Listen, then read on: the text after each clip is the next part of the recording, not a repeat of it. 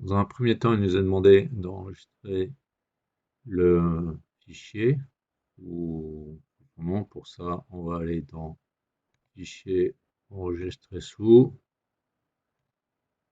Donc, votre nom, un tiret, votre prénom et examen info. Donc là, pour l'instant, on le laisse en XLSX. Si on fait une macro plus tard, il faudra changer le format. On nous demande par la suite de mettre sous forme de tableau tous les groupes de données et de leur donner un nom significatif. On va commencer par la feuille vente. On se place n'importe où dans la zone de données. On n'a pas besoin de la sélectionner. Et on peut par exemple utiliser le raccourci CTRL-L qui est Commande T pour les Mac. Et on va avoir cette pop-up qui va apparaître. Les en-têtes, il y en a bien. On a juste à faire OK. Automatiquement, ça met une couleur. On va renommer ce fichier avec un nom significatif. On va l'appeler tab pour tableau et vente. On fait entrer et c'est validé. On va passer au suivant. Pour le client, on se met sur une cellule quelconque. On va utiliser une autre méthode. Dans l'onglet accueil, on va mettre sous forme de tableau et on choisit la couleur vert. On a la même fenêtre. On valide. On va lui donner un nom. Donc celui-là, c'est tab client. Et on valide avec entrée. Feuille suivante, on a les produits. On va faire la même chose. Donc faites attention, on n'a pas besoin de sélectionner les zones concernées. Et en particulier ici, on peut voir que la première colonne, la colonne A est masquée. Donc on fait toujours la même méthode en partant d'une cellule. Là, on va utiliser insertion tableau, qui est la troisième option pour créer un tableau. Et en cliquant dessus, automatiquement, on voit qu'il fait apparaître la colonne A parce qu'il y a des données qui sont à côté. On va le valider.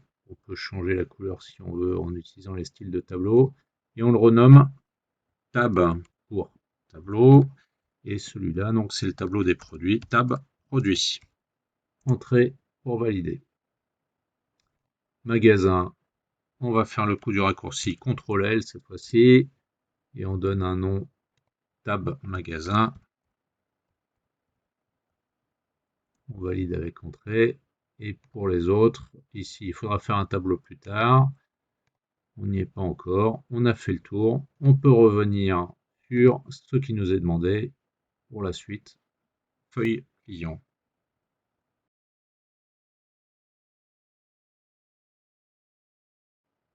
Donc feuille client, on nous demande de remplir toutes les colonnes vides de notre tableau. Donc, on se place dans la feuille client et on va voir ce qu'on nous demande. Alors c'est au-dessus que se trouvent les informations. Le genre du client en fonction, ici, dans la colonne A, si on a la lettre H ou la lettre F.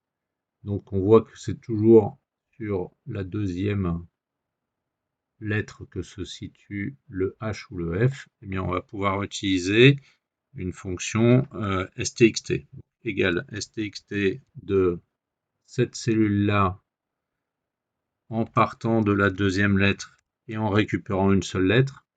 On peut fermer la parenthèse, va nous donner H ou F. Et donc, en fait, là, on nous demande homme ou femme. Eh bien, il suffit d'adapter avec une petite formule si. Donc, si ça, c'est égal à H, dans ce cas-là, je veux que ça me retourne le mot homme. Et sinon, eh bien, je veux que ça me retourne le mot femme. On n'a pas besoin de refaire ainsi, c'est soit homme, soit femme. On n'a plus qu'à faire entrer et on voit qu'il y a un problème. Je vais donc reprendre ma formule. Quelle est l'erreur? Et si j'écris un H qui est du texte sans mettre les guillemets, donc on corrige en mettant les guillemets autour du H et le problème est réglé. Ici, en fonction du genre, on affiche monsieur ou madame. Bien donc, si, toujours une condition, soit on a un homme, donc si ça est égal à homme, sachant qu'on pourrait très bien ne pas repartir de cette cellule, mais partir de du test précédent hein, qu'on a fait, savoir si la deuxième lettre est un H ou pas. Donc si genre est égal à homme, je veux que ça m'écrive Monsieur M, la lettre majuscule M avec un point, tout ça entre guillemets puisque c'est du texte, et sinon, entre guillemets, MME, MME. Et on pourrait éventuellement rajouter un espace derrière pour les deux, puisque si c'est pour insérer à du public postage. Je n'ai plus qu'à valider et je me retrouve, je vérifie homme, monsieur, femme, madame, etc. Donc ça, il n'y a pas de problème. On peut passer à la suite. L'âge. L'âge, c'est quelque chose de particulier. Il existe une fonction qui est un peu cachée dans Excel qui s'appelle datediff pour ça, donc on va l'utiliser. C'est datediff de la date initiale, donc la date de naissance. Derrière, on va mettre aujourd'hui. Alors, soit on peut écrire aujourd'hui dans une autre cellule et prendre cette cellule pour référence. Je vais écrire directement aujourd'hui dans ma cellule. Attention, aujourd'hui n'a pas d'argument, mais il y a quand même une parenthèse ouvrante qu'il va falloir refermer. Et ensuite, l'argument suivant, c'est un Y pour dire qu'on veut le nombre d'années. Y comme year en anglais, puisque cette fonction n'a pas été traduite. Je ferme ma parenthèse et je me retrouve directement avec l'âge. En plus, derrière, il nous est demandé un affichage du mot en. Donc, il ne faut pas que ce en soit rajouté comme du texte, sinon on ne pourra pas faire de calcul derrière. Et donc, on va utiliser le format personnalisé. On va commencer par sélectionner la colonne qui est concernée et on peut faire un clic droit, par exemple. On peut faire un raccourci CTRL 1. On peut utiliser là-haut les standards, peu importe. Le but, c'est d'ouvrir cette fenêtre et d'aller dans personnaliser. On a standard, on peut laisser standard, on peut basculer sur un 0 puisqu'on a une valeur numérique, peu importe. On a juste à ouvrir un guillemet derrière soit le 0 soit le standard puisque on veut le rajouter derrière. On met un espace pour que ça ne soit pas collé à la valeur.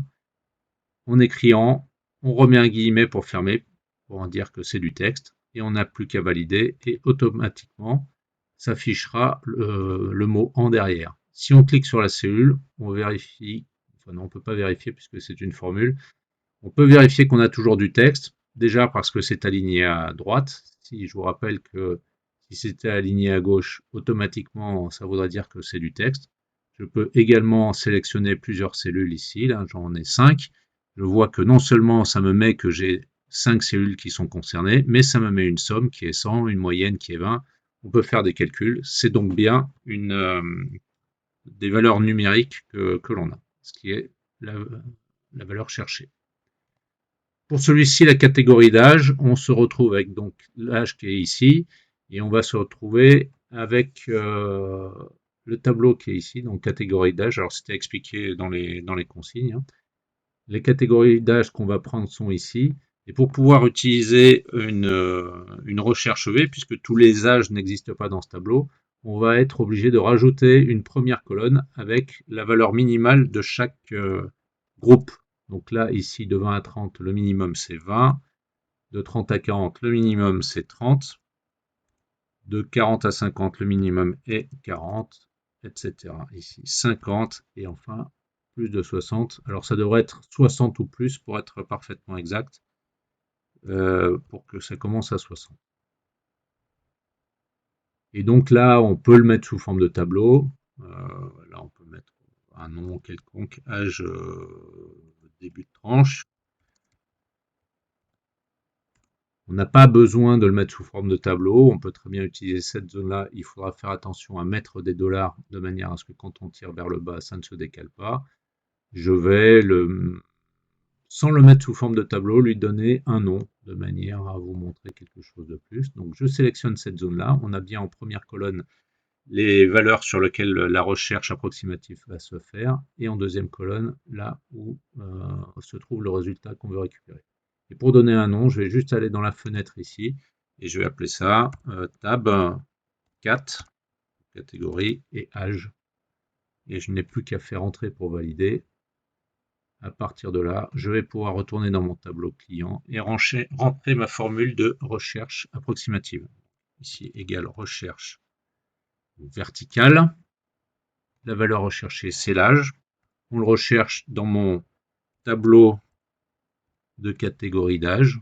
Donc il est ici. Je peux faire tabulation pour valider. Et mon tableau, la première colonne, on cherche la valeur dedans. Et ce qu'on cherche à retourner, c'est dans la deuxième colonne. Donc mon numéro d'index de colonne, c'est 2. Et enfin, là, c'est une correspondance approximative, puisqu'on n'a que 20, 30, 40, 50, 60 dans notre tableau. Et donc, on ne trouvera pas la valeur 21 ici, par exemple. Donc, c'est bien de l'approximatif. Je peux faire un double clic là-dessus. Je ferme ma parenthèse et j'ai mon tableau. J'ai mes données, mes catégories d'âge. Donc, on vérifie de 20 à 30. On va descendre un peu jusqu'à ce qu'on dépasse les 30 et on se retrouve bien de 30 à 40. Donc, cela fonctionne bien. Pour la date d'anniversaire, eh bien, il y a différentes façons d'y arriver. On peut partir du principe que le plus simple consiste à créer une date à partir de la fonction date. Donc je vais écrire égale date, fonction qui à partir des informations qui sont ici, année, mois, jour. Donc je peux rentrer 2023 puisqu'on veut l'anniversaire de cette année. Je peux, si je veux compliquer un petit peu, prendre année de la date qui est aujourd'hui. Alors c'est un petit peu plus compliqué en termes de formule, mais ça fonctionnera encore l'année prochaine. J'aurai pas besoin de changer 2023 en 2024. Donc c'est pour ça que je rajoute ce année de aujourd'hui. Je ferme bien ma parenthèse. Donc la première c'est pour aujourd'hui, la deuxième c'est pour la fonction année qui est ici. Je mets un point virgule pour récupérer le mois. Donc le mois, bien en fait c'est le mois qui est là-dedans, le mois de cette date-là. Donc j'ai juste à écrire la fonction mois de cette valeur-là.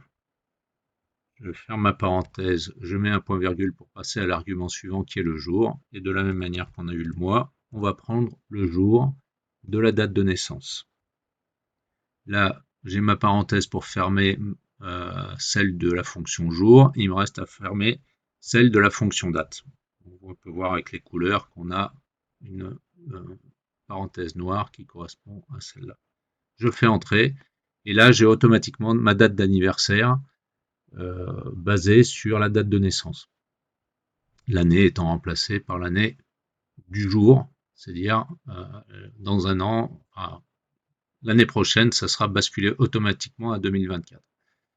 Jour restant avant l'anniversaire, alors il y a moyen d'utiliser date diff avec le code D, mais c'est beaucoup plus simple si on a compris le fonctionnement des dates dans Excel, qui sont juste un nombre de jours depuis une certaine date, qui est le 0 janvier 1900. Il suffit de faire directement la différence entre les deux dates. Donc si je fais égal la date d'anniversaire moins aujourd'hui, je vais écrire aujourd'hui, pareil, on peut le mettre dans une autre cellule, hein, ça va me donner le nombre de jours restants. Alors, le format ici est complètement inadapté. Automatiquement, il l'a transformé en format date, mais c'est pas ce que je veux, donc je vais sélectionner ma colonne et je vais repasser en standard. Et on voit ici donc le nombre de jours restants. Et on se retrouve avec des valeurs qui sont négatives. Quand une valeur est négative, ça veut dire que l'anniversaire est déjà passé. Donc soit on le laisse comme ça, non, c'est demandé. Si l'anniversaire est déjà passé, ne rien afficher. Dans ce cas-là, on va revenir sur la fonction et on va faire égal si ça est positif ou nul éventuellement. On va afficher la même chose. Donc soit je le réécris, soit comme je suis feignant, je vais faire sélectionner, je vais faire un copier et un coller. Et je dois bien fermer ma parenthèse, enfin non, pas exactement. J'ai mon premier résultat si vrai. Je mets un point virgule, je mets mon résultat si faux, c'est-à-dire rien, et je ferme ma parenthèse. Et on voit qu'on a des valeurs qui sont uniquement positives. Et si on n'a rien, c'est que l'anniversaire est déjà passé. On peut voir ici on a un 0, 12 juin 2023, c'est la date d'enregistrement. Une personne dansait l'anniversaire aujourd'hui. Enfin, le code client, à l'aide d'une formule, on récupère les informations. Donc FR, ça correspond aux deux premières lettres du pays, un tiret, ok. J, c'est l'initiale du nom du client. Et puis little, c'est le nom du client. Et enfin 02, ça correspond à l'année de naissance, les 2 derniers chiffres de l'année de naissance. Donc celle-là, on peut essayer de l'écrire directement avec une formule, mais on va être un petit peu embêté probablement pour récupérer l'initial et le nom de famille. Donc le plus simple, ça va être de décomposer le nom de client ici. Et donc je vais rajouter ici une colonne prénom. Je fais entrer, je rajoute une colonne nom. Et je vais, alors là, plusieurs possibilités. On peut utiliser le remplissage instantané, tout comme on peut utiliser une fonction de texte. Alors je vais faire les deux. En fait, je vais commencer par une fonction de texte. Ici, il va falloir pour le prénom qu'on sorte la première lettre. Donc c'est relativement facile et il faut qu'elle soit en majuscule, elle l'est systématiquement, donc il n'y a pas de problème. J'ai juste à écrire égale gauche, je valide gauche de cette valeur-là qui est en B6, je me mets sous la forme arrobas non client puisqu'on est dans un tableau, et je veux juste la première lettre. Alors je mets un point virgule et un derrière, qui est complètement inutile puisque c'est la valeur par défaut, mais par habitude je préfère le voir, comme ça on sait de quoi on parle. Donc là j'ai l'initiale ici. Pour récupérer le prénom, je peux faire le nom de famille, pardon, je peux faire une formule. Donc je vais utiliser droite. Pour savoir de combien de caractères j'ai besoin, je peux faire une combinaison un petit peu entre guillemets compliquée avec à partir de la position de l'espace. Et pour le nombre de caractères, soit je peux tricher, je mets 50, comme ça je sais que je vais atteindre ce qu'il faut. L'autre solution consisterait à calculer le nombre de caractères total de cela et d'enlever tout ce qu'il y a avant. Je vais utiliser une autre solution qui est le remplissage instantané. Donc je vais donner des exemples à Excel. Donc je vais écrire little et je vais le mettre directement en majuscule. Comme ça, je n'aurai pas besoin de rajouter une fonction majuscule pour ça. Je vais écrire Mason. Il me propose toujours rien. Je vais continuer. Torres. Et là, il me propose toujours rien. Alors c'est possible parce que c'est relativement éloigné. Eh bien, je vais lui dire, je vais lui forcer la main en utilisant, j'ai un raccourci qui c'est CTRL E. Bon, je peux aller dans Données, ici l'onglet Données, et ici là avec le petit éclair pour Flash, puisqu'en anglais ça s'appelle Flash Fill. J'ai le remplissage instantané. On voit le raccourci qui s'est affiché, qui est bien CTRL E. Donc, je clique là-dessus et automatiquement ça me remplit totalement ma colonne. Vérifier qu'il n'y ait pas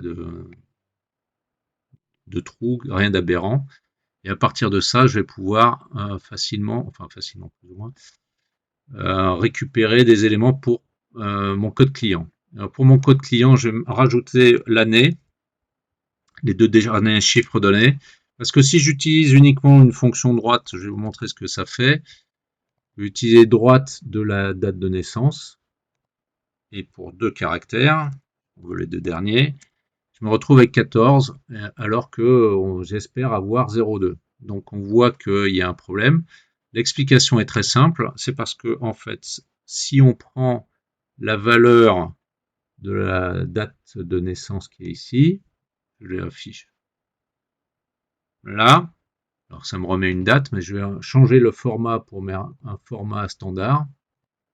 On voit en fait la date de naissance en question, c'est 37 614. Et donc les 2 derniers chiffres de droite, c'est bien 14. Donc il va falloir faire quelque chose pour récupérer 0,2 et non pas 14. Donc pour ça, on peut éventuellement utiliser une fonction texte. Donc je vais écrire texte de cette valeur-là et je vais lui mettre un format que je veux. Et là, en l'occurrence, ce que je veux, c'est récupérer les 2 dernières valeurs des années. En fait, si le format texte que j'écris, c'est AA, je vais avoir tout simplement ce que je veux. Et là, j'ai sous forme de texte 0,2. Il y a d'autres possibilités. mais celle-là est sans doute la plus simple. Sinon, on pourrait écrire, changer, mettre forme de texte, utiliser une formule de CNUM pour changer le numérique, etc. On va rester simple, je vais utiliser ça. Donc je vais créer ma colonne.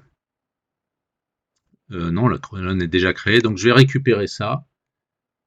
Je fais un CTRL-C pour copier. Je fais échappe, sinon il va me modifier ma formule.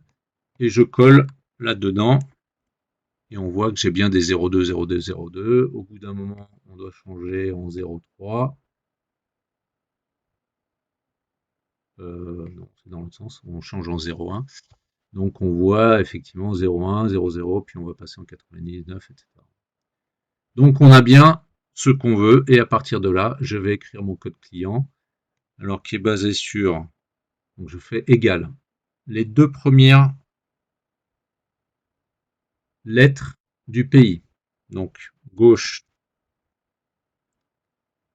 du pays, ici, et donc deux lettres, point virgule 2, et je ferme. Alors si je valide ici, on voit que c'est en minuscule. C'est pas ce que je veux que ça soit en majuscule. Eh bien je vais insérer une fonction majuscule devant. Je ferme ma parenthèse, et on voit que j'ai bien mon code pays à deux lettres en majuscule. Donc ça, je vais le modifier pour rajouter derrière mon tiret. Alors pour rajouter du texte, puisque ce sont des morceaux de texte qui sont collés ensemble, on utilise la fonction concaténer ou le petit et commercial, esperluette, là, ce petit caractère. Donc soit l'un, soit l'autre. Soit vous utilisez concaténer, vous mettez des points-virgules pour séparer vos arguments, soit vous mettez ça à chacun des arguments. Donc là, on veut derrière un tiret, donc c'est du texte. Je mets mon tiret entre guillemets et je remets un petit et commercial pour lui dire que je vais rajouter quelque chose derrière. Ce que je vais rajouter derrière, c'est ici, mais je ne peux pas cliquer dessus. Et bien, donc je vais écrire à la main M6. Pour moi, c'est la cellule M6. Sans espace, donc je mets un et directement, je vais pouvoir cliquer sur le nom. Là, ce coup-ci, ça va marcher. Donc au lieu d'écrire N6, je clique dessus. Ça me met la colonne nom. Et il me reste à rajouter, toujours sans espace, l'année. Donc en cliquant sur la cellule correspondante, je valide. Et normalement, j'ai quelque chose qui correspond. Alors, tout à l'heure, j'ai fait une bêtise. J'ai dit que je voulais ça en minuscule, en majuscule, alors que c'est absolument pas le cas. Donc, je vais modifier ici. Alors, je pourrais le modifier dans le nom, mais comme j'ai pas une formule et que j'ai fait du remplissage instantané, ça va pas être adapté. Donc, je vais le modifier là-dedans. C'est-à-dire que mon nom, à la place du nom, je vais vouloir avoir la première lettre en majuscule, le reste en minuscule. Il y a une fonction pour ça qui s'appelle nom propre. Donc, il n'est plus qu'à rentrer nom propre du nom ici. Et on voit que c'est modifié. J'ai exactement ce que je voulais ici.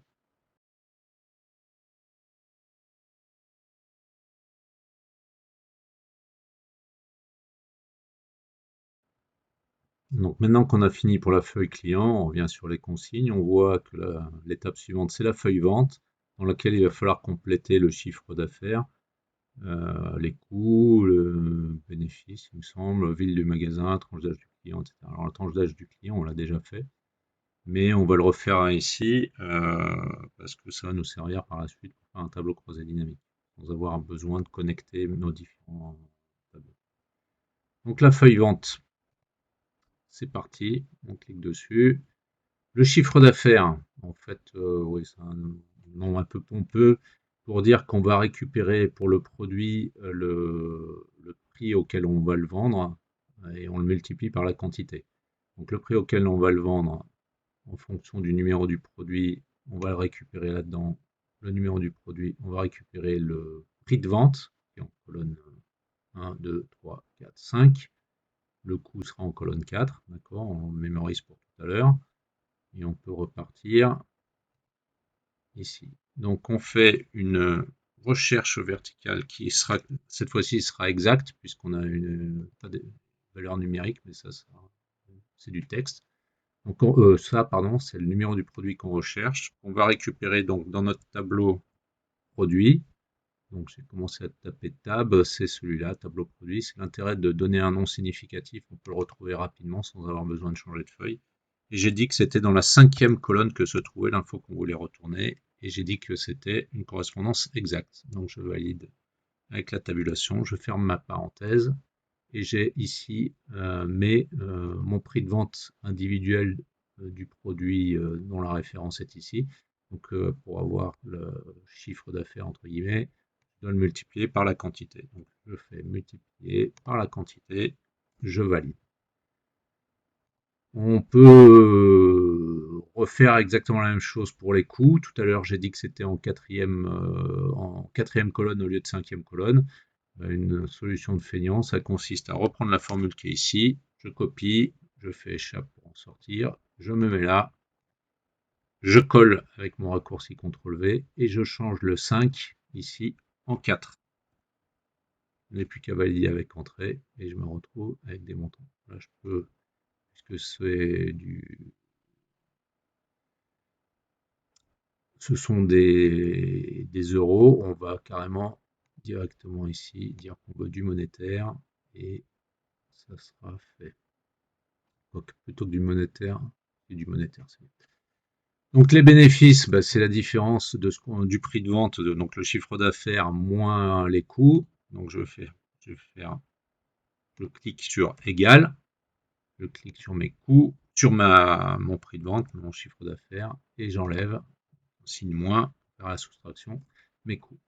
Et j'ai mon bénéfice. Pour ce qui est de la ville du magasin, mais on a l'information du magasin qui est ici, donc on va récupérer cette information à partir du tableau. Donc on a un tableau qui est ici magasin. Notre numéro de magasin est dans la première colonne et la ville est dans la deuxième. Je mémorise ça et on peut aller ici. Donc égal une recherche verticale toujours. On cherche donc le numéro du magasin dans le tableau qu'on a appelé tab magasin. Donc encore une fois tab ici, magasin derrière. Je le valide en double-cliquant. Et c'est dans la deuxième colonne que se trouve l'information. On a quelque chose qui est du texte, il nous faut une correspondance exacte. Je valide le faux, je ferme ma parenthèse et j'ai ma ville qui apparaît automatiquement. Donc la tranche d'âge, elle est basée sur le numéro du client. C'est une recherche. Oui. Elle est basée sur le client, pardon. Donc ici on l'a calculé. La tranche d'âge, catégorie d'âge, elle s'appelle. Donc ce tableau, il s'appelle tableau client. Et à partir du numéro du client qui est dans la première colonne, colonne A, donc on a colonne 1, 2, 3, 4, 5, 6, 7, 8, 9. Donc ça sera dans la 9e colonne que se trouve l'information qui nous intéresse. Et donc une petite recherche verticale. Ce qu'on cherche, c'est donc le numéro de client et on retourne dans la table dans laquelle on recherche. Donc c'est tab et client, donc tableau client, je double-clique dessus, point virgule, 9e colonne, et c'est une recherche exacte. Je double-clique sur faux, je ferme ma parenthèse et j'ai mes tranches d'âge de client. Enfin, le nom produit, on a le numéro du produit qui est ici. Ici, on a notre tableau avec les produits. Notre code, le numéro de produit est ici. Première colonne, deuxième colonne, troisième colonne. L'information qu'on veut récupérer est dans la colonne numéro 3. C'est parti pour une recherche V. Alors, on est chaud, on en a déjà fait plein. Hein. Recherche V, on recherche donc le numéro du produit dans la table qui s'appelle tab produit. Je double-clique dessus.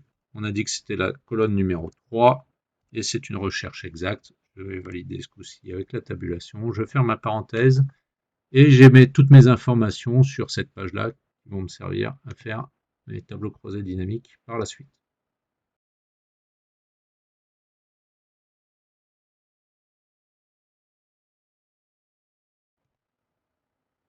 Bien, pour l'étape suivante, la partie 4, on nous demande de créer une nouvelle feuille, la renommer, etc. Les informations sont ici. Donc pour créer une nouvelle feuille, on va se placer tout en bas, on va aller chercher le petit plus qui est ici, on peut faire un clic droit, insérer. Le plus classique consiste à cliquer sur le plus, ça va mettre un feuille, peu importe le numéro, je double-clique ou je fais un clic droit renommer, et je vais l'appeler donc stat produit.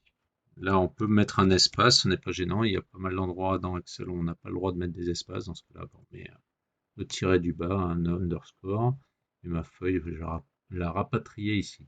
Donc, stade produit. On me demande en B2 de mettre une liste déroulante. Donc, je me mets en B2 et liste déroulante, c'est validation de données. Donc, je vais cliquer sur l'onglet ici, données, et ici dans outils de données, ça correspond à cette icône-là. Je vais développer, on voit que ça correspond bien à ça, validation de données.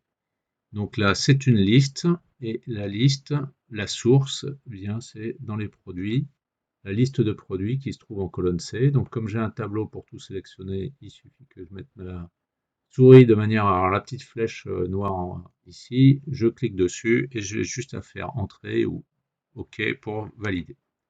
Donc à partir d'ici, on voit qu'on a cette pour le menu déroulant. Je vais élargir pour que tout rentre. Et on a tous les noms de produits qui sont maintenant disponibles dans la liste. On me demande de calculer le chiffre d'affaires, donc la somme des ventes pour le produit sélectionné. Donc là, les ventes, elles se trouvent ici. Et en fait, donc le chiffre d'affaires, c'est la colonne G ici, là, cette partie-là.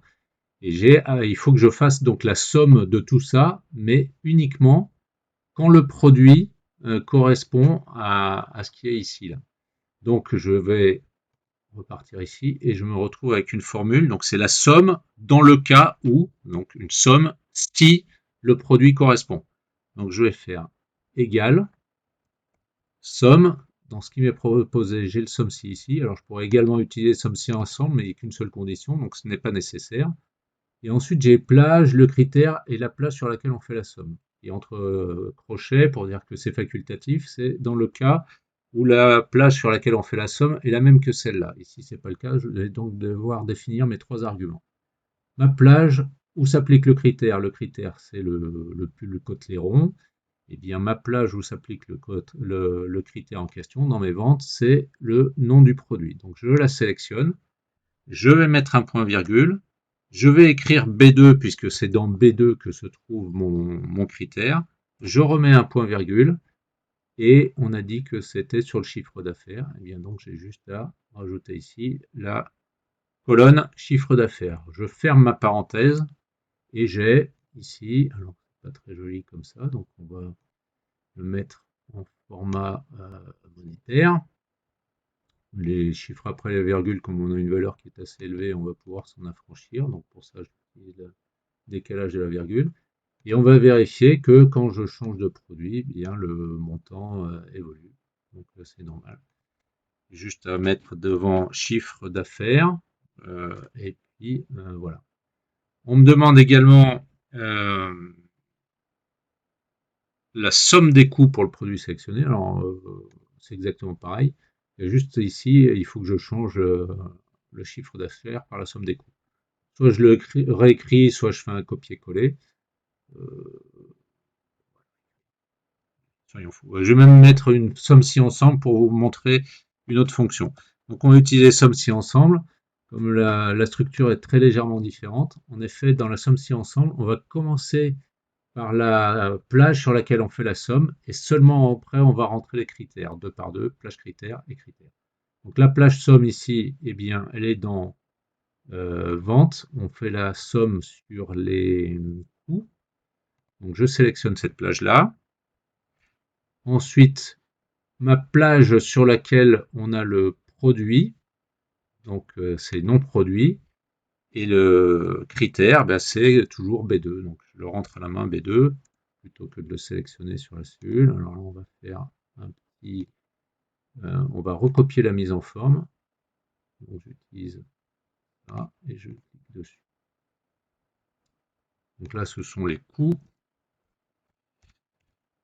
Et enfin, on me demande de calculer la marge brute. Alors là, bah, c'est pareil, je peux refaire un somme-si ensemble. Mais pour être honnête, le plus simple, c'est de faire la différence des deux premiers. Donc je vais faire un bénéfice. Et je vais faire égal le chiffre d'affaires moins les coûts et ça va me donner le bénéfice. Alors, juste pour la beauté du geste, je vais vérifier qu'on a bien la même chose. Donc, je vais faire un somme-ci. La plage, c'est celle du produit. Le critère, c'est le produit qui est en B2. Et enfin, c'est donc sur les bénéfices, ce coup-ci, qu'on va récupérer l'info souhaitée. Je valide et on voit bien qu'on a la même valeur. Je vais changer de produit. On va prendre celui-là. On voit, alors là, c'est arrondi. Parce que j'ai dit que je voulais pas de chiffre après la virgule. Là, c'est pas le cas. Il n'y a pas de formatage, mais ces deux valeurs sont bien identiques. Et d'ailleurs, quand je dis que c'est arrondi, c'est pas tout à fait vrai. Dedans, il y a toujours 1037,9. C'est la présentation. C'est juste l'affichage. C'est du formatage. Et en parlant de formatage, on me demandait de m'inspirer donc de ça. Eh bien, je vais le prendre. Je vais aller copier ça ici dans ma feuille et je vais faire un peu de formatage pour avoir quelque chose qui ressemble. Bon, c'est purement esthétique. Alors, on peut supprimer la ligne qui est ici, qui ne sert à rien. Je vais remonter. Je voulais supprimer, j'ai fait le contraire de ce que je voulais, donc je vais rester supprimer, pas insérer. Faire un CTRL Y pour reproduire la même chose.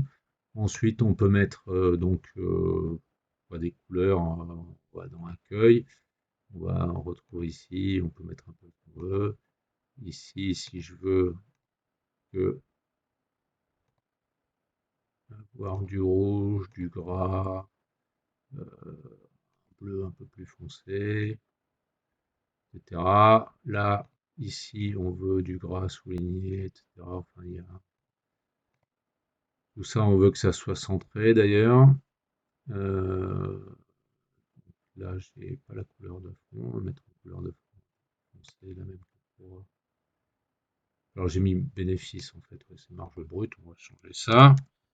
On va essayer de faire ça à peu près proprement.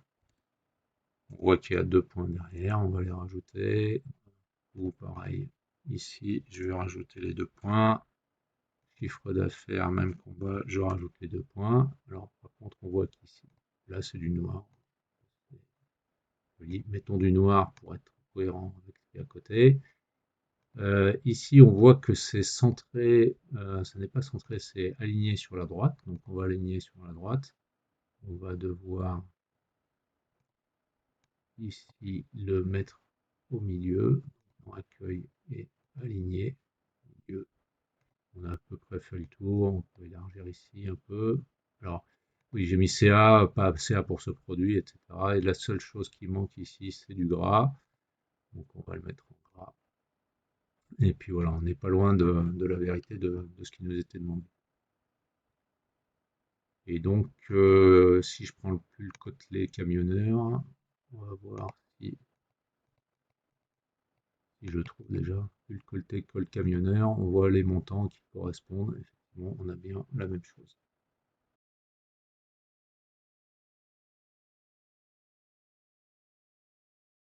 Maintenant qu'on a fini avec la nouvelle feuille stade produit, on arrive à la partie 5, la feuille magasin.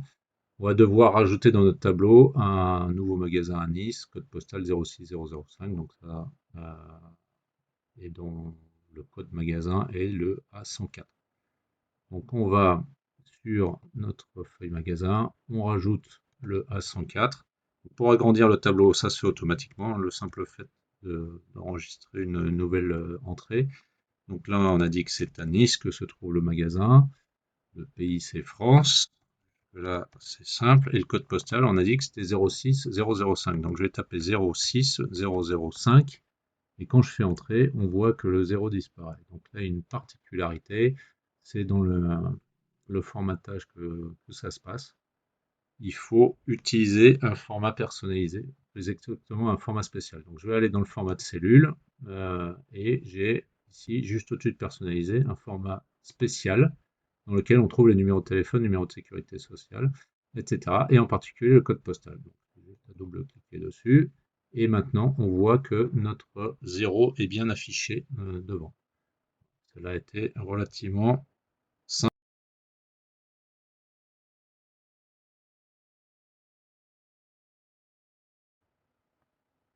Donc après avoir fait la feuille magasin, on nous demande dans l'étape suivante le tableau de bord, donc reproduire celui qui existe sur la feuille en exemple. Donc si je vais sur la feuille ici, c'est là où je vais devoir entrer mon tableau de bord. Si je vais sur l'exemple, pardon, on me demande la répartition des quantités vendues par magasin et le bénéfice par magasin. Donc avec un segment sur la tranche. Donc il va falloir créer deux tableaux croisés dynamiques qui correspondent à ces deux graphiques. Donc le bénéfice par magasin et les quantités vendues par magasin. Donc mes données se trouvent sur la feuille vente et je vais donc récupérer, insérer un tableau croisé dynamique. Donc pour ça, je fais insertion, je me place n'importe où dans mon tableau. Je n'ai pas besoin de le sélectionner, parce que ça va détecter automatiquement où se trouvent les données. Donc je vais dans insertion, tableau croisé dynamique. Alors on va le mettre sur une nouvelle feuille, ça ira très bien. Je fais OK, ma nouvelle feuille s'est créée, et je veux donc le bénéfice par magasin. J'ai juste à mettre ici, alors on va mettre le par ville de magasin plutôt que le numéro, c'est plus parlant avec la ville. Donc je coche ville magasin. Automatiquement, puisque c'est du texte, il va me le mettre dans les lignes. Et sinon, ce sont les bénéfices. J'ai juste à cocher sur bénéfices. Et comme ce sont des valeurs numériques, automatiquement, il va me les mettre dans valeur. Donc juste en cochant deux cases, j'ai mes données qui sont disponibles. Donc je vais légèrement les modifier ici en faisant un clic droit et afficher le format de nombre pour que ça s'affiche en monétaire. Et on va prendre 100 chiffres après la virgule puisque ce sont des valeurs qui sont quand même relativement importantes. Et j'ai toutes mes données ici. Je n'ai plus qu'à faire insertion, graphique ici. Il me propose par défaut l'histogramme groupé. C'est très bien, c'est ce que je veux. Donc je fais un double clic là-dessus ou je fais OK. Si je voulais autre chose, je sélectionne en fonction de tout ce qui m'est proposé. Donc là, je fais OK. Et si je compare ça par rapport à ce que j'avais comme graphique précédent, en fait, je vais déjà jouer directement en allant dans Création. On voit les différents graphiques qui sont proposés.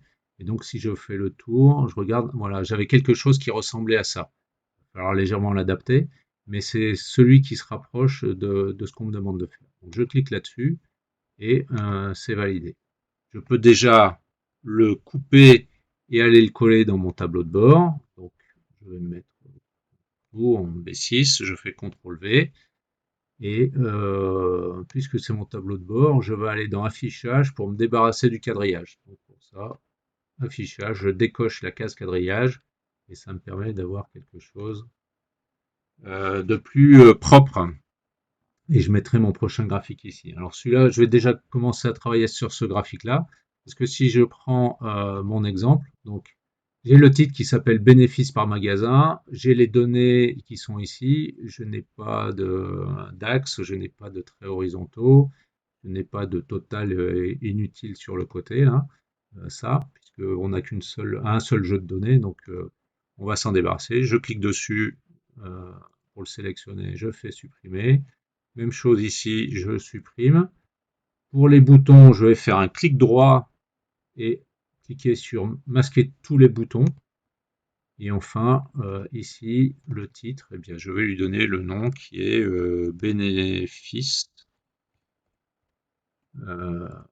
et donc par magasin. Que je vais pouvoir souligner. Donc pour ça, je sélectionne tout en me mettant sur le bord. C'est déjà en gras, donc tout va bien. Je vais juste le souligner en plus. Et là, je suis normalement assez proche de ce que j'avais. Il ne me reste plus qu'à indiquer ici les montants. Donc pour ça, je vais sur le plus, sauf si j'ai un Mac.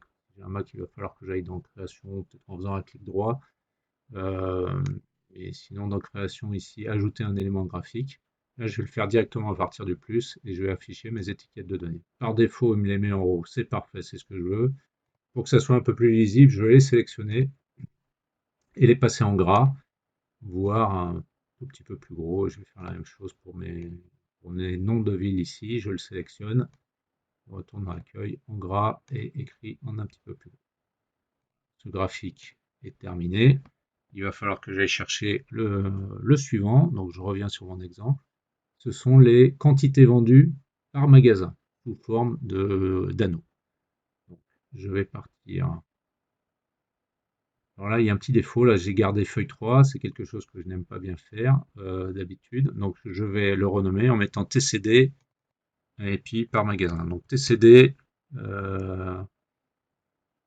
Benef Mag. Donc voilà.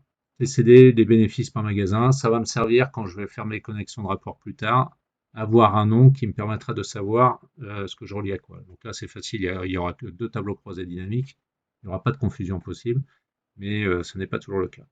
On va créer donc notre deuxième tableau croisé dynamique. Je me pars de mon tableau de vente en étant dans n'importe quelle cellule et je vais faire insertion, tableau croisé dynamique sur une nouvelle feuille. Et donc là, je vais la renommer directement et ça sera donc TCD pour tableau croisé dynamique. Et là, ça sera les quantités par magasin. Donc, je suis dans mon tableau ici et ça va être donc les quantités et les magasins. Alors pareil pour les magasins, on va repartir sur la ville. Donc je vais cocher la ville et les quantités. J'ai juste à cocher quantité. Comme ce sont des valeurs, automatiquement ça me les met ici. Donc là, ce sont des valeurs numériques. Je n'ai pas besoin de changer vraiment le format. Je vais quand même le faire en faisant un clic droit, format de nombre. Et dans nombre, je vais cocher la case utiliser le séparateur de milliers. Comme ça me permettra d'avoir. Alors par contre, il m'a mis des zéros derrière, ce qui ne me plaît pas.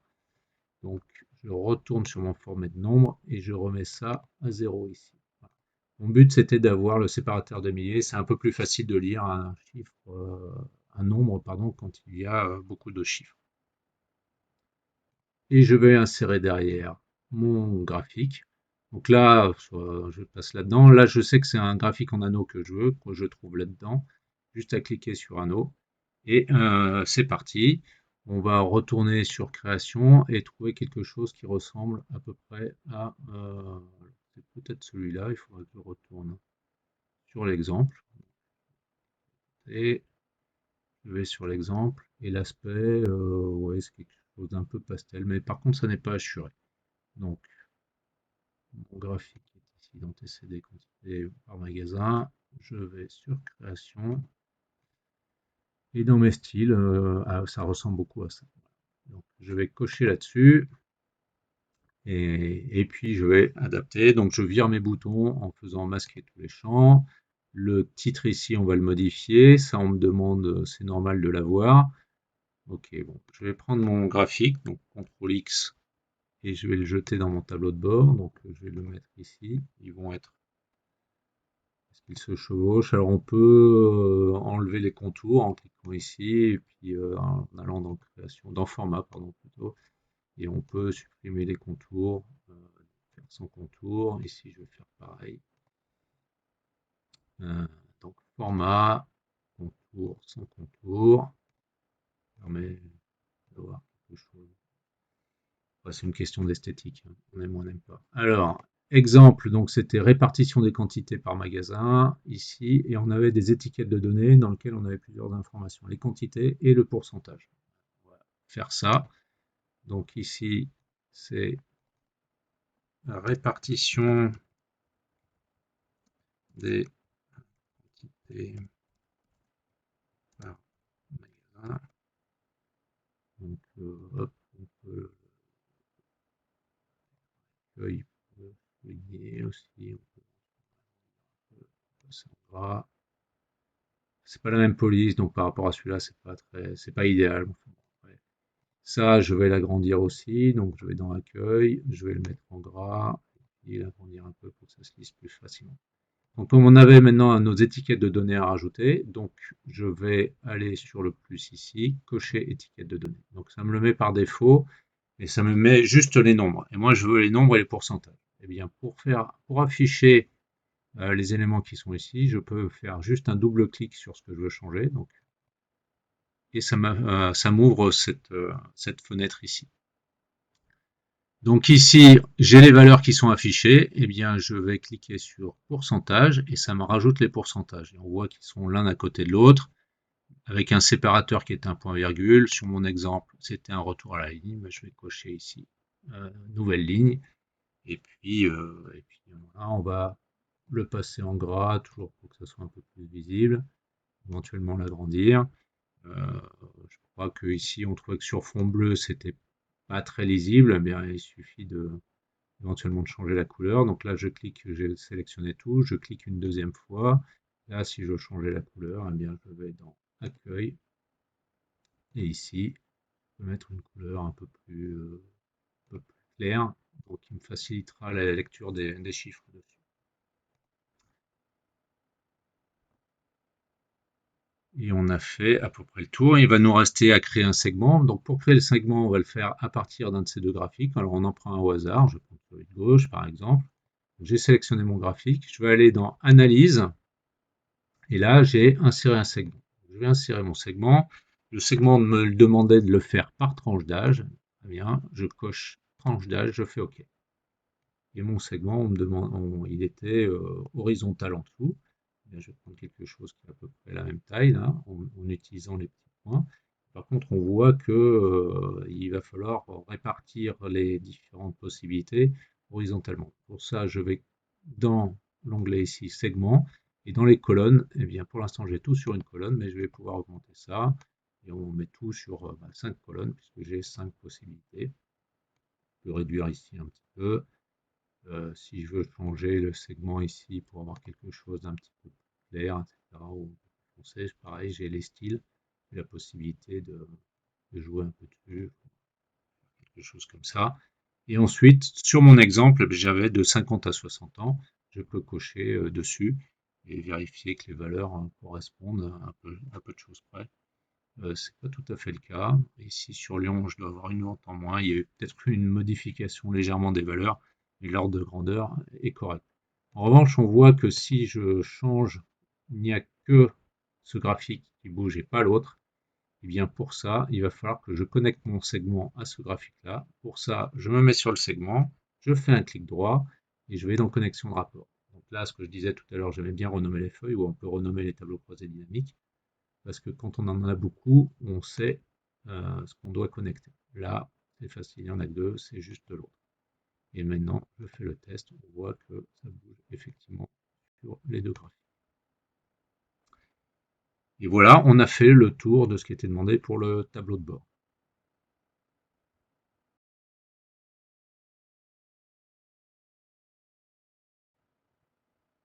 Il reste la dernière partie, la partie 7, intitulée vos ajouts.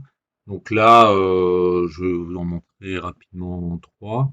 Après, vous pouvez faire un peu ce que vous voulez. Donc, ce que je vais vous présenter, c'est la gestion des erreurs. Quand vous écrivez une formule, il peut y avoir une erreur qui est retournée parce qu'il manque une information. Et au lieu d'avoir un message d'erreur qui est moche, vous pouvez vous en affranchir ou retourner un autre résultat. On regardera rapidement également la protection des formules. Quand on a des formules dans une feuille qui est accessible à autrui, qui va modifier, par exemple, comme c'est le cas là sur notre feuille stat produit, on peut changer ce qui est en B2, mais on n'a pas envie que les formules à côté soient écrasées. Donc on fera ça. Et puis une macro très rapidement avec l'enregistreur de macro. On ne rentrera pas dans le détail. Donc pour commencer la partie gestion des erreurs, donc on a, admettons, sur allez, la feuille client par exemple, on a écrit une formule dans laquelle on n'est pas sûr que ça fonctionne.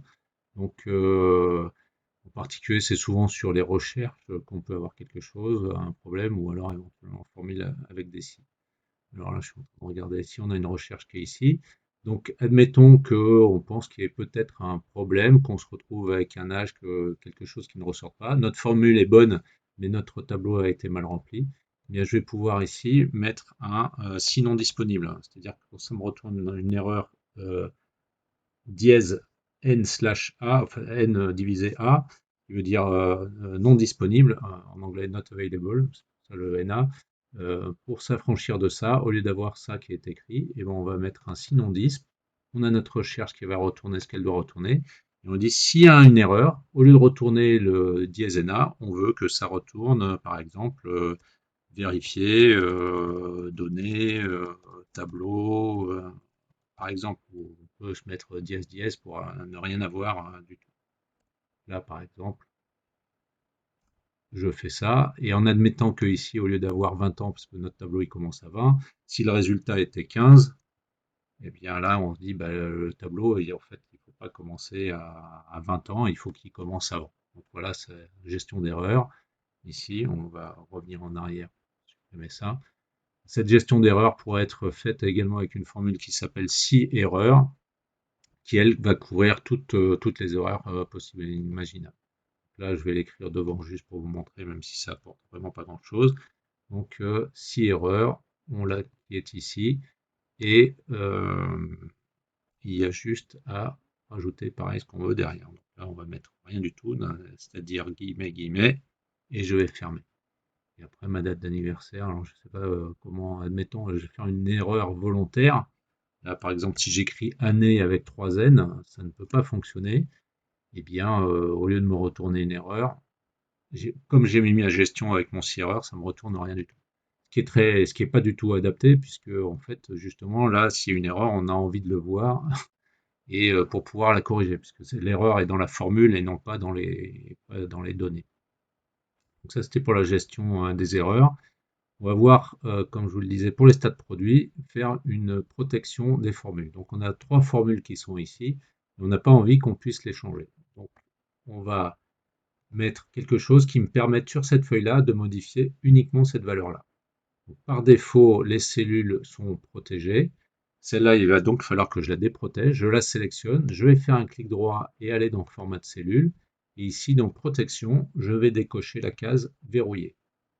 Donc maintenant, ma cellule n'est plus verrouillée alors que les autres le sont. Je peux toujours faire des modifications parce qu'il va falloir que je protège ma feuille pour que ça soit pris en compte. Donc maintenant que j'ai déverrouillé cette cellule-là, je vais aller, enfin, je l'ai sélectionné mais je n'ai pas besoin, hein, je peux être n'importe où dans la feuille. Je vais aller dans Révision et cocher sur Protéger la feuille. Je propose un certain nombre de choses en fonction de ce que je veux autoriser les utilisateurs à faire. Je vais cocher, décocher, etc. Là, on va le laisser en l'état. On ne va pas mettre de mot de passe. Là, on va se contenter de faire OK. Et là, maintenant, si je veux dedans, en fait, ça ne m'est pas possible. Pour éviter que quelqu'un, par erreur, efface une formule, en revanche, je peux toujours changer que j'ai en B2 puisque j'ai volontairement autorisé cette cellule, je l'ai déverrouillée. Ça, c'est donc la gestion d'erreur. Et enfin, il va rester, on va faire une macro hyper rapide. Alors vous verrez, dans l'exemple, hein, il y avait ce bouton ici, là, c'était une sorte d'appel du pied pour vous inciter à le faire quelque chose. Et donc ici, on va faire une petite macro pour l'impression en PDF.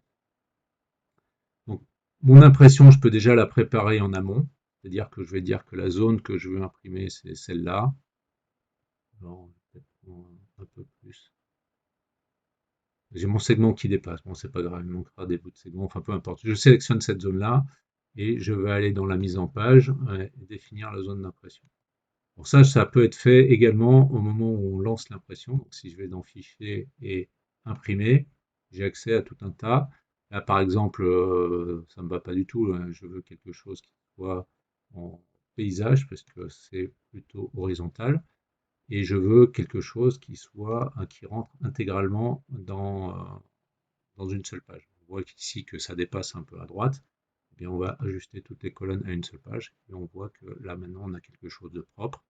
On pourrait rajouter éventuellement un en-tête, un petite page en disant où ça se trouve. Après, il y a tout un tas d'options qui sont possibles. D'accord. En-tête et petite page, on peut les insérer euh, dans le cadre de, de cet onglet-là. Alors, on a dit que maintenant on allait faire un bouton et une macro. Donc, pour l'enregistrement de la macro, j'ai plusieurs possibilités. Je peux aller dans Développeur, je peux utiliser un raccourci qui se trouve ici en bas à gauche, qui n'est pas sur les Mac. Je peux également aller dans Affichage et ici dans Macro, je peux lancer avec l'enregistreur de macro. Donc là, puisque j'ai l'onglet Développeur, j'espère que vous l'avez tous, on va l'utiliser et on va cliquer sur Enregistrer une macro. La macro qu'on va lui donner un nom, alors je vais l'appeler Print PDF. C'est-à-dire que je vais enregistrer en PDF, je peux mettre un raccourci éventuellement, une description. On va s'abstenir pour l'instant. Euh,